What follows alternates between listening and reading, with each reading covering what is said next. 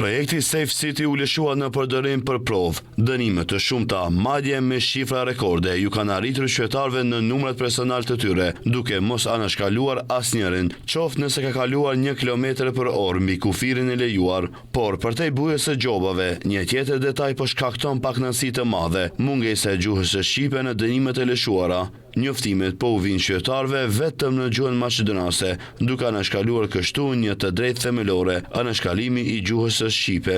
Ky fakt nuk ka kaluar pa reaguar edhe partitë opozitare shqiptare. Nënkryetari i Bashkimit Demokratik për Integrim, Arbër Ademi, tha se mos respektimi i gjuhës shqipe në gjoba dëshmon edhe një herë se qeveria po bën shkelje flagrante të kushtetutës.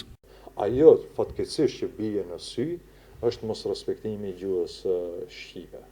Mos respektimi i gjuhës shqipe, edhe njëherë shkelje flagrante e kushtetutës, kemi nga kjo qeveri, kemi shkelje flagrante të ligjit për përdorimin zyrtar të gjuhës shqipe nga kjo qeveri.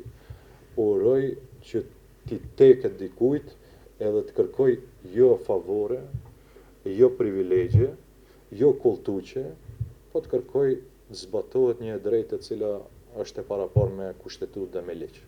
Ndërkaq, për Aleancën për Shqiptarët është e pafarshme që SMS porosi të lëshon pa gjuhën shqipe.